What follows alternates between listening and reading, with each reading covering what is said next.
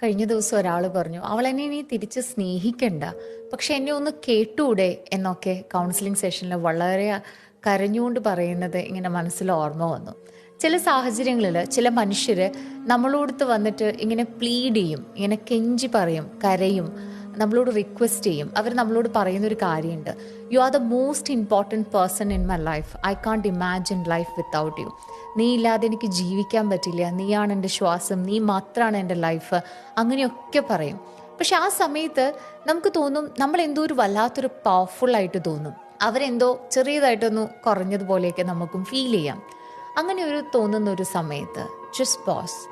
കാരണം ഒരാൾ നമ്മുടെ അടുത്ത് വന്ന് അത്രയും കെഞ്ചി അവരുടെ ഒരു വൾണറബിലിറ്റി എക്സ്പ്രസ് ചെയ്യുമ്പോൾ അത് ഒരു സ്നേഹം മാത്രമല്ല, they are risking rejection, shame, even their self respect.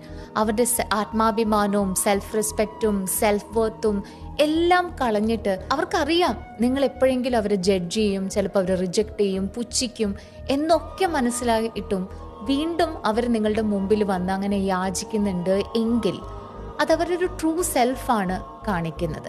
ഞാൻ പറയുന്നത് ഒരിക്കലും അൺഹെൽത്തി പാറ്റേൺ ഉള്ള ഒരു റിലേഷൻഷിപ്പാണ് അതെങ്കിൽ, ഒരു ടോക്സിക് റിലേഷൻഷിപ്പാണ് എങ്കിൽ തിരിച്ചു പോവാനായിട്ടല്ല.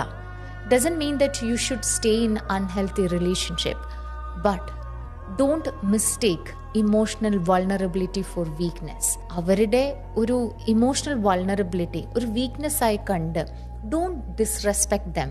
Don't disrespect someone for having the courage to be honest.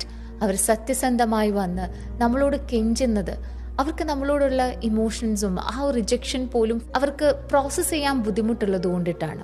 അപ്പോൾ അവരെ കുറച്ചും കൂടി ഒരു ഡിഗ്നിറ്റിയോടുകൂടി കാണാനായിട്ട് നമുക്ക് സാധിക്കണം. Because real strength is being able to feel, admit and still show up.